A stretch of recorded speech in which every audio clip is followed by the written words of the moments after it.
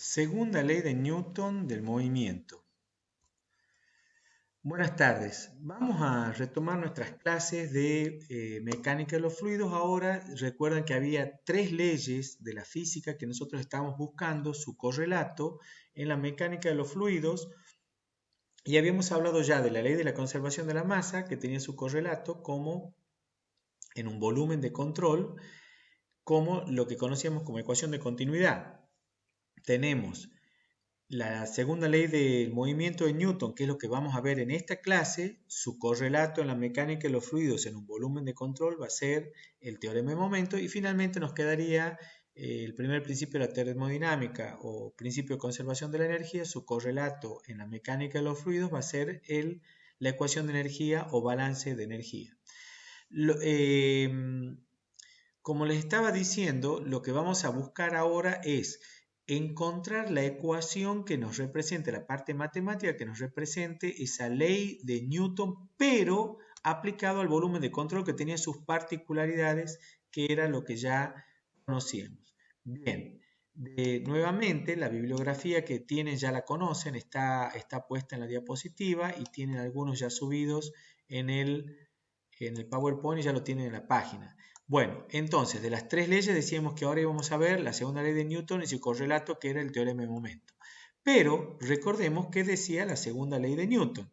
La segunda ley de Newton decía que la rapidez de cambio de la cantidad de movimiento, momentum o momento lineal de un sistema, acordarse que acá hablamos de sistema, es igual a la fuerza neta que actúa sobre el sistema y ocurre en la dirección de la fuerza resultante sobre el sistema. Es decir, la rapidez de cambio, esto se refiere del momento, una cantidad de movimiento me está hablando del tiempo, la variación con respecto al tiempo, es igual a la fuerza neta que actúa sobre el sistema y va a ser en la dirección que debe ser obviamente concurrente con la fuerza. Esto lo traduzcamos un poquitito matemáticamente, a ver si nos acordamos un poquito de la segunda ley de Newton. La segunda ley de Newton decía que la fuerza era igual a la masa por la aceleración.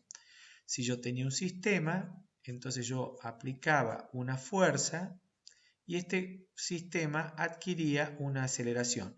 Lo que yo sé es que la dirección y sentido del vector fuerza deben ser coincidentes con la dirección y sentido del vector aceleración y obviamente con el vector velocidad, ¿sí?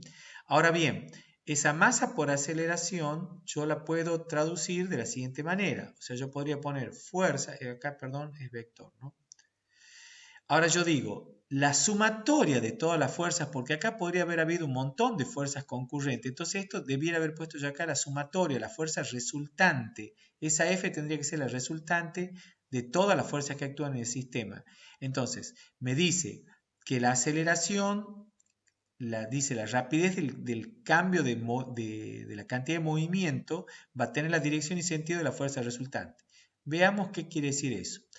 Recuerden esto, que la segunda ley de Newton la podemos escribir de esta manera, que no es otra cosa que el flujo de cantidad de movimiento. La fuerza resultante que actúa sobre un sistema es igual a la variación de esto que hemos llamado cantidad de movimiento P o momento lineal P, que es una magnitud vectorial. Entonces, ese flujo de cantidad de movimiento, esa variación, esa rapidez de la cantidad de movimiento, el flujo de la cantidad de movimiento o rapidez de cantidad de movimiento, debe ser igual a la fuerza resultante que actúa en el sistema.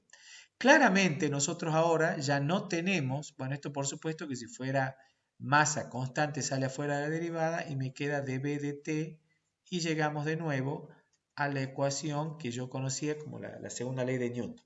Ahora bien, ¿qué es lo que me está significando esto a mí? ¿Qué es lo que me está significando esto a mí? ¿A dónde quiero llegar yo?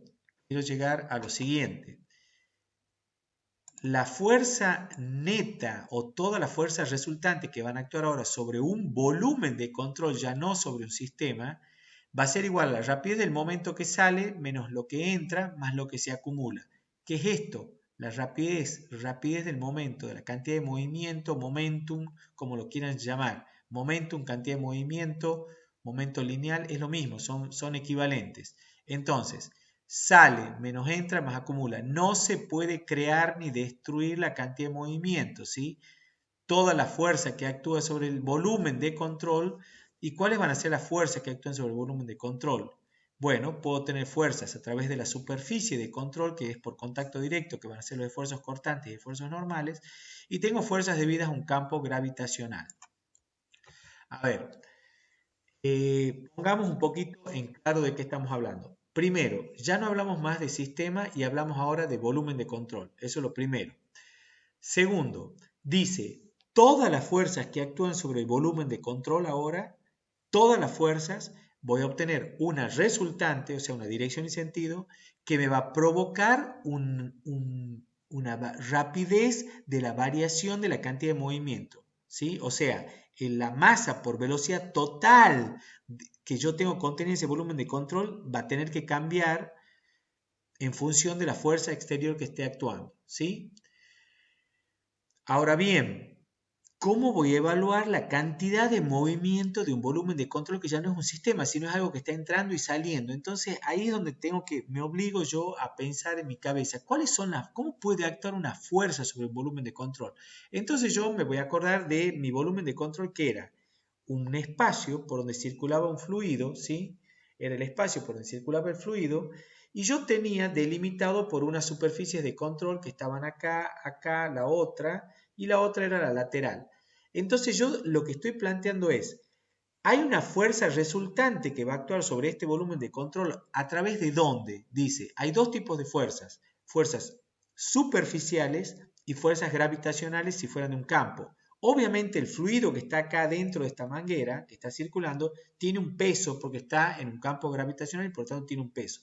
Ahí tengo una fuerza que está actuando sobre el líquido que yo tengo acá, o sea, lo que yo tengo dentro de mi volumen de control.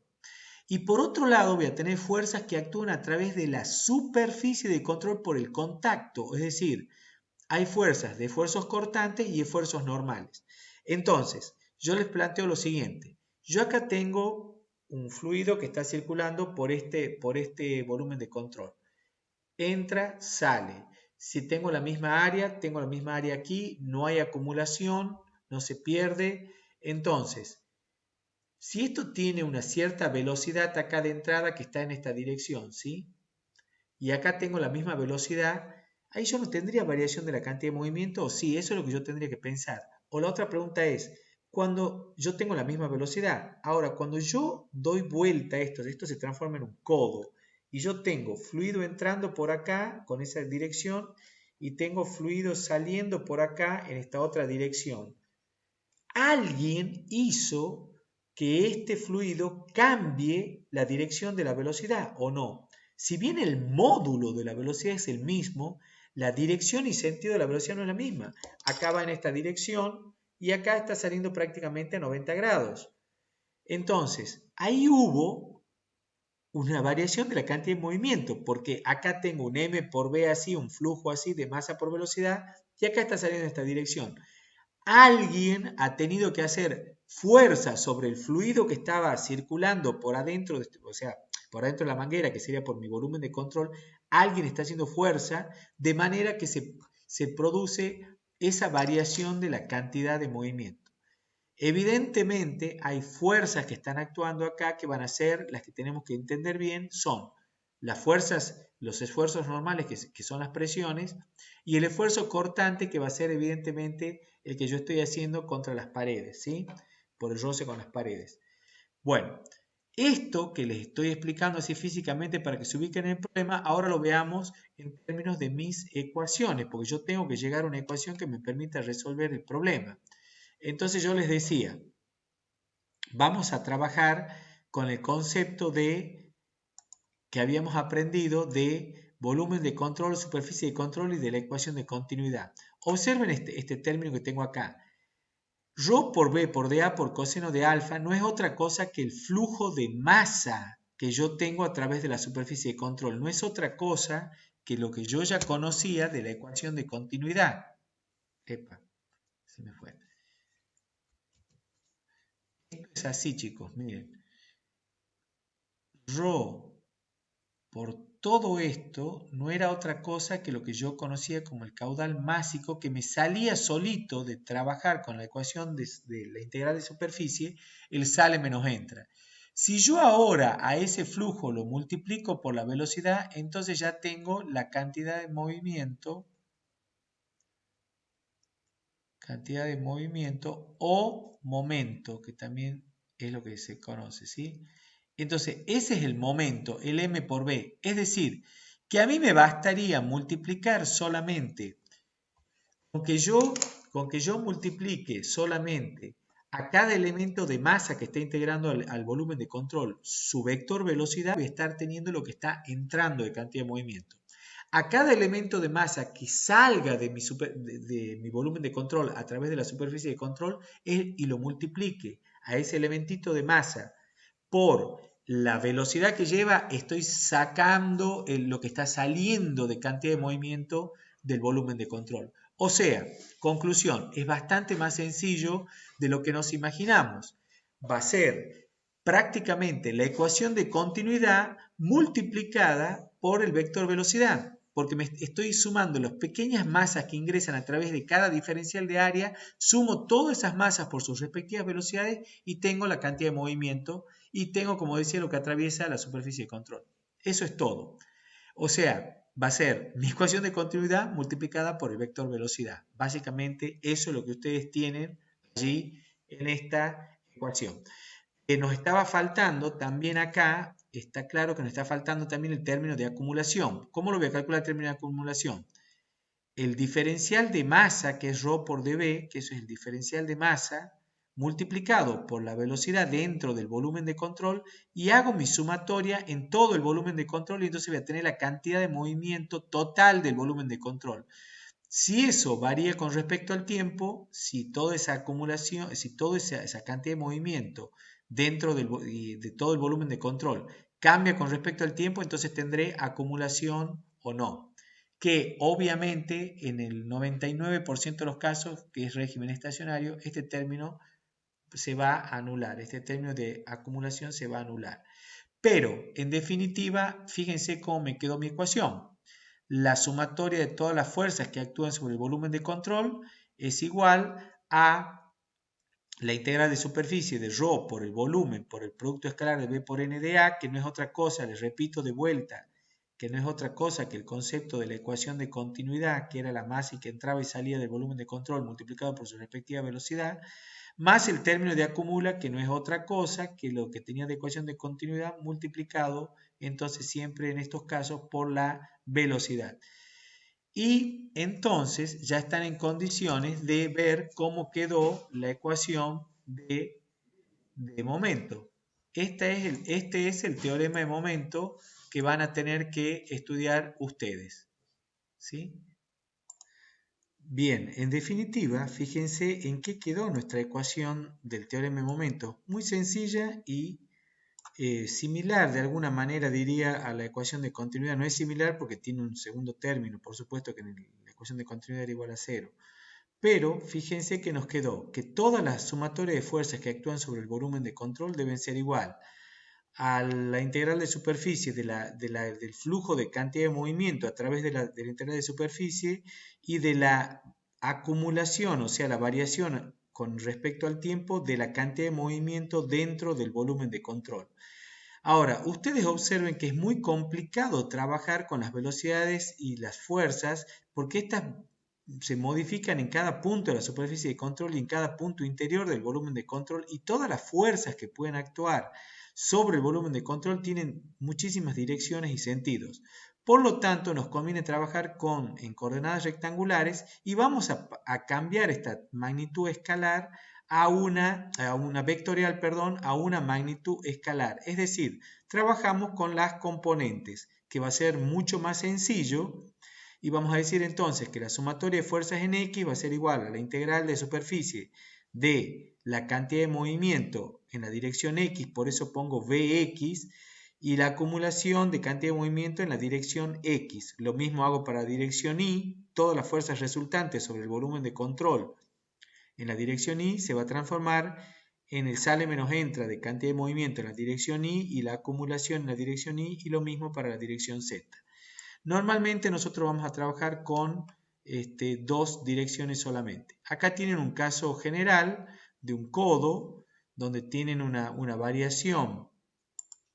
Tienen una variación de sección, con lo cual tienen una velocidad K y acá tienen otra velocidad, pero no solo va a cambiar la magnitud, sino va a cambiar también la dirección y el sentido de la velocidad. Lo que nosotros no estamos viendo acá, no estamos pudiendo observar es cuáles son las fuerzas que actúan sobre ese volumen de control. Bueno, la primera es la fuerza, el campo gravitatorio termina ocasionándome o generando el peso del fluido, o sea que ahí ya tengo la primera fuerza. Está claro que si voy a trabajar en coordenadas cartesianas voy a tener que tener muy claro las direcciones Y y X para hacer y Z, si fuera necesario, para hacer mis sumatorias de fuerzas y de velocidades en este respectivo sistema de referencia que yo voy a tener que poner sí o sí en todos los problemas. ¿Sí? Esto es un tema muy importante. Por último, entender que todas las fuerzas que actúan sobre ese volumen de control teníamos entonces el peso. En esta superficie de control vamos a tener actuando la presión aguas arriba del flujo de fluido, la presión con la que el fluido se encuentra al salir del volumen de control, que está en sentido contrario, y finalmente todas las fuerzas que actúan a través de las paredes del volumen de control, que son esfuerzos normales y esfuerzos cortantes, habíamos dicho. ¿Quién hace esa fuerza? Bueno, los hace las paredes en el caso que teníamos nosotros la manguera, era eso. A todas las sumatorias, esas fuerzas que entran a través de las superficies de control, o sea, esas fuerzas superficiales, laterales, de la superficie de control lateral, la vamos a llamar B. La vamos a llamar B, que va a ser entonces la sumatoria de todos los esfuerzos cortantes y de todos los valores de los esfuerzos normales a través de la superficie lateral. Bien. ¿Cómo se va a resolver el problema entonces? Vamos viendo, entonces avancemos un poquito más. ¿Cómo se resuelve entonces el problema? Voy a tener que determinar las fuerzas que están actuando sobre el volumen de control de manera tal que me provocan una modificación del flujo de cantidad de movimiento, que ya hemos dicho podría ser la dirección misma porque la velocidad va a cambiar de dirección y sentido sin que necesariamente cambie el módulo. Entonces, la pregunta es, ¿cómo actúan las fuerzas sobre el líquido? Bueno, volvamos a nuestro volumen de control y nos imaginemos lo siguiente. Este volumen de control cuando el fluido circula por acá adentro, tanto tiene roce con todas las paredes interiores como toda la presión que está ejerciendo el fluido sobre las paredes es una acción que hace el fluido sobre la pared y por lo tanto la pared, es decir, la manguera en este caso, tiene que estar ejerciendo una fuerza de sentido opuesto exactamente igual, es decir, una fuerza igual y de sentido opuesto, que no es otra cosa que el principio de acción y reacción. Entonces, por más que no lo veamos, no haya una fuerza activa en el volumen de control, no hay una fuerza activa, sí hay una fuerza que se va a oponer a cada acción del fluido. Es decir, alguien se banca, quiero expresarlo poco académicamente, la presión del fluido y todo el roce que va ocasionando el fluido, y ese es la superficie, digamos, el contacto sólido que está en contacto con el fluido, que va a ser la manguera, el plástico de la manguera.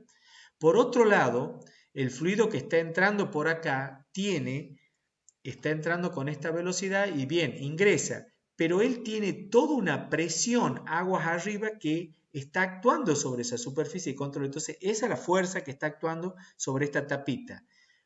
En contraposición, en esta tapita, que es donde el fluido está saliendo, ¿sí? Que es donde el fluido sale por acá. Al salir el fluido se encuentra y atravesar esa superficie de control, esa tapita de ahí, para salir él debe vencer a la presión que tiene entrando a esa superficie de control. Bueno, esas son las fuerzas que están actuando en el volumen de control. Las presiones son fáciles de evaluar. El problema es cómo evaluamos toda esa fuerza de la presión de la capa lateral y todas las fuerzas de roce de la capa lateral.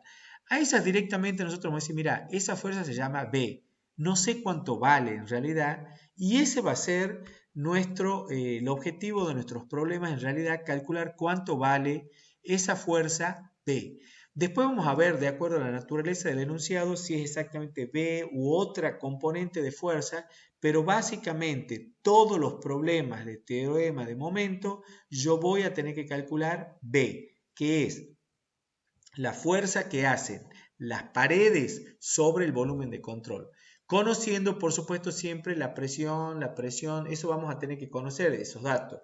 Pero en definitiva, repito, para resolver nuestro problema necesitamos conocer la fuerza B que está actuando sobre el volumen de control a través de las paredes.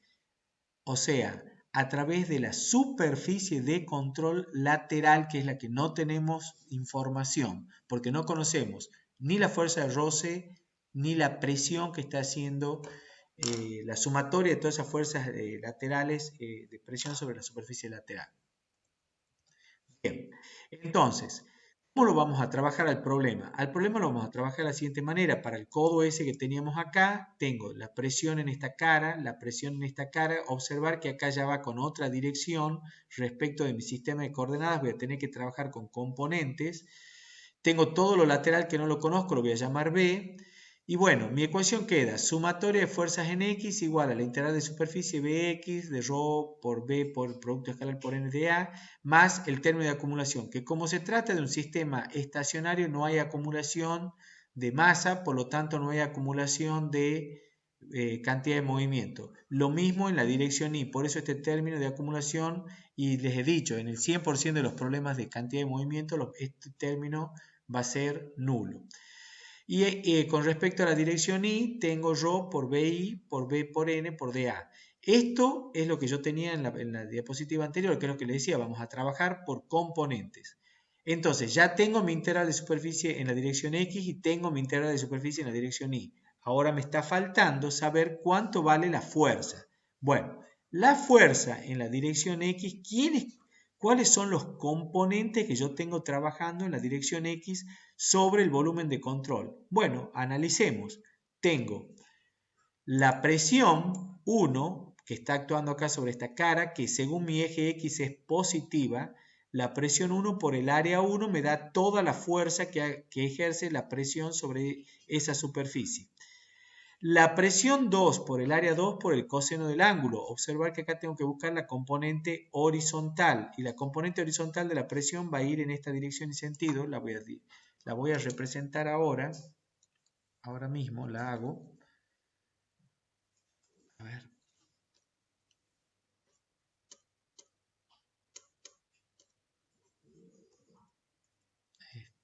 A ver. Acá estamos, ¿no?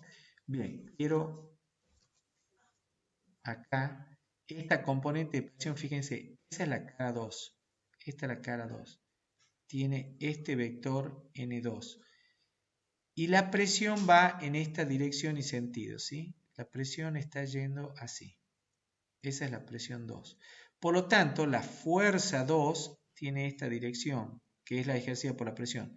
La voy a poder descomponer en dos componentes, una componente X y una componente Y. La componente X, dependiendo del ángulo, en este caso me han dado este ángulo, ¿no es cierto? Me dieron este ángulo.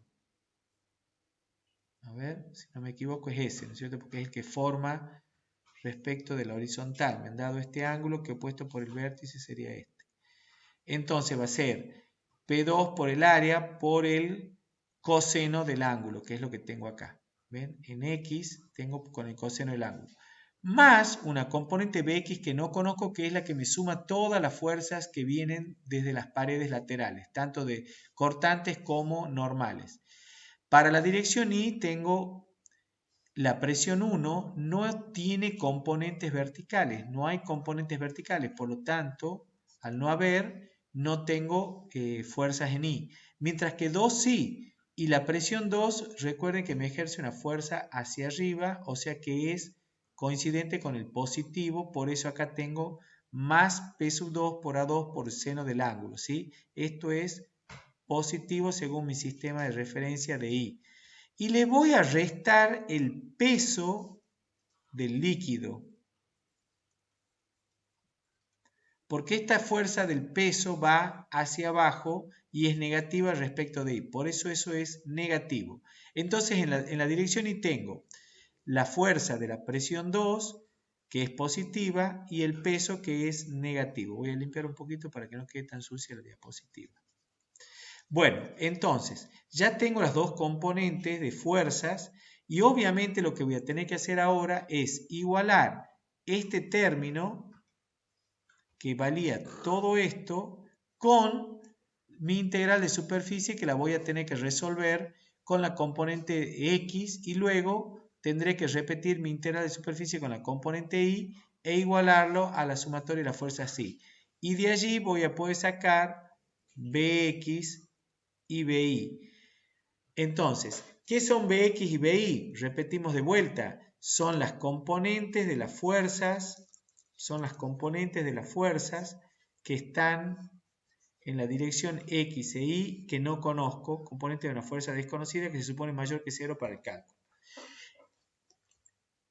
El sentido real que tiene yo lo sumé en la ecuación. El sentido que tiene esa fuerza Bx y By no lo conozco, ¿no es cierto? No lo conozco yo en realidad.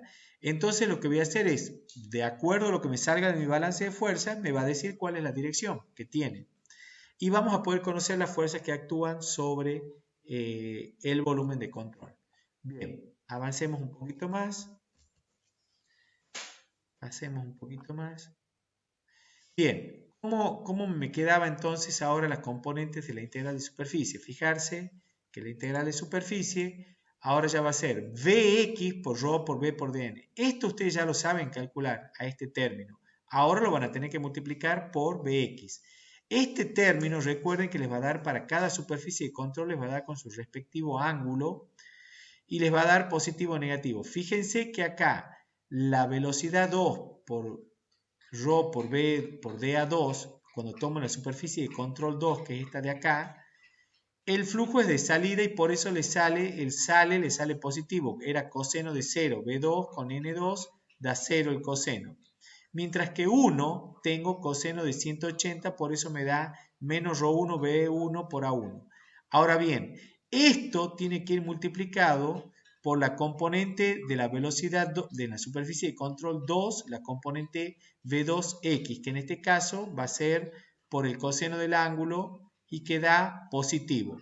Y B1 también da positivo y coincide B1X con B1 directamente porque no tiene componente vertical. Mientras que en la dirección Y, B1 va a valer 0, entonces este término en la superficie de control 1 va a valer 0. Y me va a quedar solamente en la superficie 2. Me va a quedar la componente B2i que es negativa, por eso observar ese signo negativo que tengo ahí. Es la componente de B2 que va hacia abajo, que es B2i. Y me queda multiplicando por el flujo de masa que sale de la superficie 2, donde ahí sí, eso es positivo porque tengo coseno de 0. Eso sale de ese producto escalar. Conclusión, ya tengo las dos integrales de superficie y ahora las voy a igualar con las fuerzas que yo había obtenido de la ecuación de la página anterior. Entonces ya ven, la fuerza actuante sobre la dirección X debe ser igual a las integrales de superficie en la dirección X. La fuerza actuante en la dirección Y debe ser igual a la integral de superficie, todas las fuerzas, a la integral de superficie en la dirección Y. Acá, como conocen toda la información, todos los datos los tienen, velocidades, ángulos, densidades, presiones, van a tener que despejar, como les decía, la componente Bx y By, que son nuestra incógnita. Y ya con eso tendríamos más resuelto nuestro problema, ¿sí? Bien, el problema no está resuelto hasta que yo no dé en definitiva, mi resultado como un vector. Observar que yo a B lo voy a tener que sumar a las componentes Bx y By y sacar el ángulo en función de cómo esté ubicada la componente y ahí voy a saber qué es B. Finalmente, lo último que quiero recalcarles es que la fuerza que ejerce el fluido sobre las paredes se va a llamar R y va a ser exactamente igual a B, nada más que de sentido contrario. O sea que RI es igual a menos BI y RX es igual a menos BX, y R es la resultante y es la fuerza que ejerce el fluido sobre las paredes o sobre el codo en este caso, ¿sí? Entonces, el módulo de B es igual a R, pero su dirección y sentido son exactamente opuestos. Observen B, observen R. Son del mismo módulo, pero de sentido contrario. Bien, entonces, prácticamente ya lo tenemos identificado el problema. Siempre de mi ecuación de cálculo yo voy a sacar B. ¿Qué es B? De nuevo, vuelvo a mi codo y digo, B es la fuerza que ejercen las paredes sobre el fluido hacia adentro de manera tal que hace que haya una variación del flujo de cantidad de movimiento entre la entrada y la salida, ¿sí? ¿Qué es R?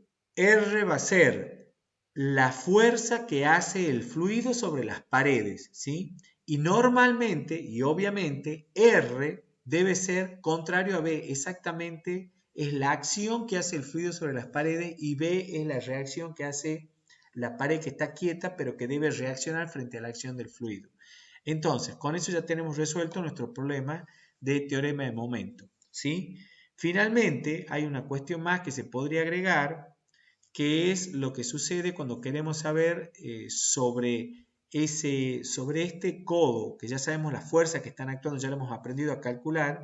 Quiero saber cuánto vale la fuerza de la abrazadera que sujeta a ese codo, de la brida. Esto tiene una brida, algo que lo abraza y lo sujeta. Porque yo no lo podría dejar, si lo dejo liberado y nadie lo sujeta desde afuera, esto se va a mover, ¿sí? Ustedes ya conocen que si yo dejo esto así y lo suelto, el agua sola va a tender a salir derecho. Entonces, hay alguien que tiene que hacer fuerza sobre la brida para sujetar esto de alguna manera. Bueno, eso le vamos a llamar equilibrante y es el paso que vemos a continuación. ¿Mm?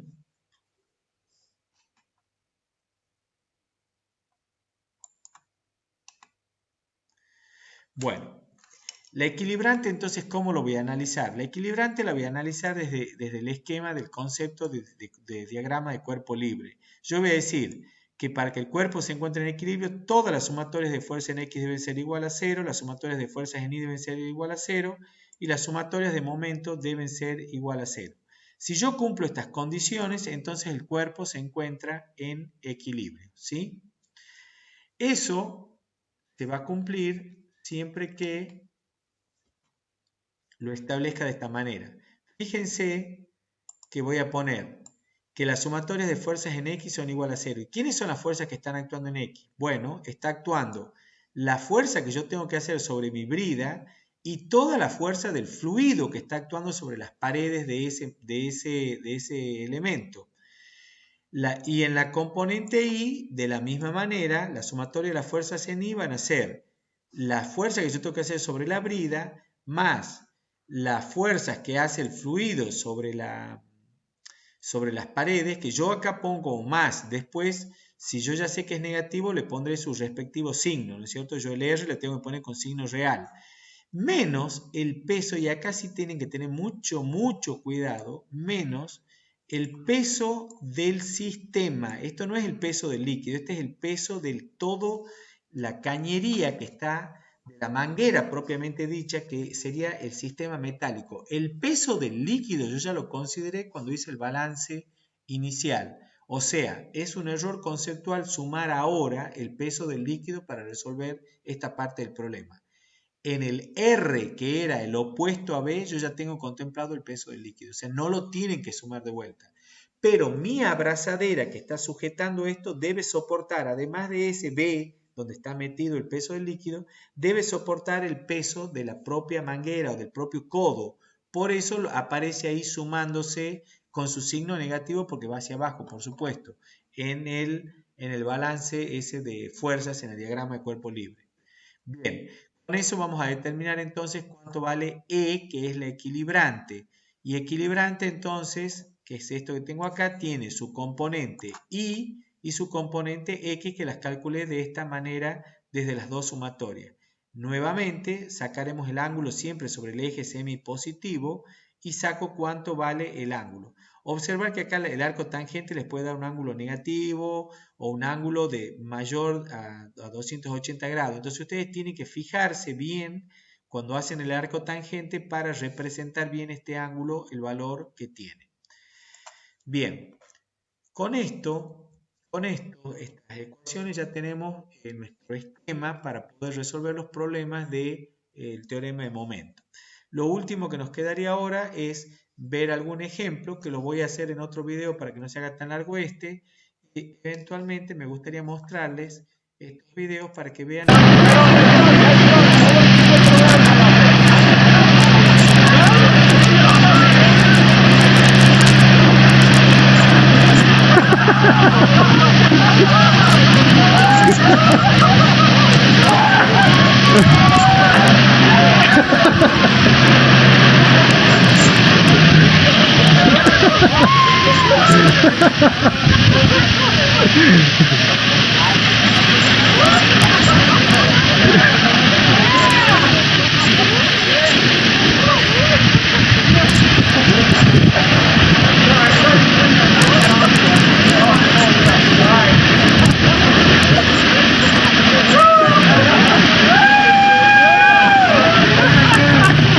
video finalmente para que vean cómo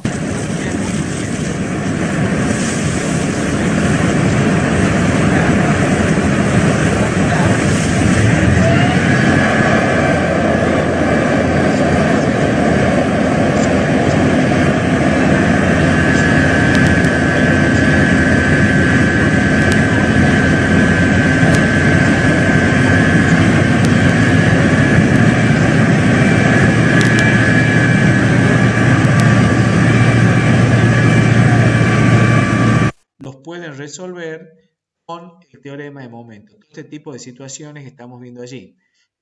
Bueno, los dejo con la clase cerrada con todos estos conceptos para que los piensen un poco y ahora pasamos a resolver algún problema donde tengamos que analizar las situaciones más concretas con el uso de nuestras ecuaciones. Muchas gracias, ya continuamos.